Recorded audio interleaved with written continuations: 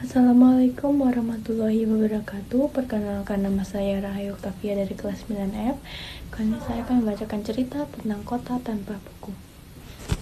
Kota tanpa buku. Pernahkah kau ke toko buku, perpustakaan, atau taman bacaan? Tidakkah kau merasa istimewa ketika berada di dalamnya? Di sekelilingmu ada berbagai toko dari dunia nyata dan hayal, tepat yang pernah kau kunjungi dan yang belum. Informasi dan cerita dari masa lalu, masa kini, dan masa depan. Semua berpadu. Semua berada dalam genggamanmu. Saat berada di antara buku, tidakkah kau merasa menjadi raja dan ratu? Ruang dan waktu seolah menyatu tanpa batas. Kau bisa terbang. Melintasi sekat negara dan melewati berbagai zaman. Kau bisa menyelam ke dalam samudra, melayang di angkasa, berada dengan aneka satwa dan berkelana di tengah padatnya kota, juga di rimba raya. Kau tahu, buku adalah jendela dunia, kunci pengetahuan, dan pintu wawasan. Muhammad Hatta, sang proklamator, berkata, "Aku rela dipenjara asalkan bersama buku, karena buku aku bebas." Melalui buku, manusia terbebas dari ketidaktahuan.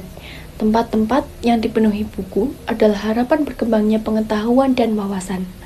Apa jadinya kota tanpa buku? Pantaskah dia disebut kota? Di kota itu, mungkin kabar datang dari sumber lain, dari koran, televisi, atau internet. Mungkin informasi dan cerita datang dari cerita nenek moyang. Bagai dongeng-dongeng sebelum tidur, irama warganya pun tiada beda. Bangun pagi, bertebaran di muka bumi untuk berbagai keperluan. Untuk kembali pulang siang atau sore harinya. Setelah itu, mereka berangkat tidur dan memulai lagi hari berikutnya. Semua serupa. Di kota itu, mungkin ada bangunan bernama perpustakaan. Di dalamnya, buku-buku berderet dan rak yang tak terjemah. Tiada tangan meraih dan membuka halaman demi halaman dengan sukacita.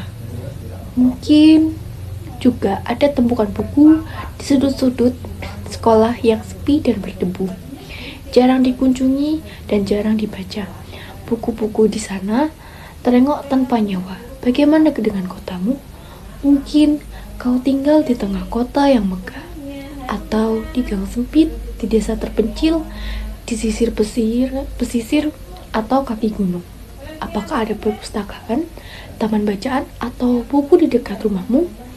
Jika ada, tempat itu menjadi wadah berkumpulnya anak-anak dan warga, menjadi pusat berkembangnya wawasan dan pengetahuan. Atau hanya menjadi pajangan? Maukah kau menjadi orang yang menghidupkannya? Kau bisa mengunjunginya dan mengajak teman-teman untuk membaca dan berbagi cerita di sana. Jadikan tempat itu sebagai sumber kegembiraan dan pengetahuan. Jika tempat itu belum ada, maukah kau menjadi orang yang mulai menghadirkannya? Kau bisa memulainya dari sebuah sudut, di teras rumahmu, atau ajak teman-temanmu untuk memulai langkah baru. Jangan biarkan waktu berlalu tanpa buku. Siapapun dirimu, bersahabatlah dengan buku. Dia akan menjadi teman setiamu sepanjang waktu. Terima kasih.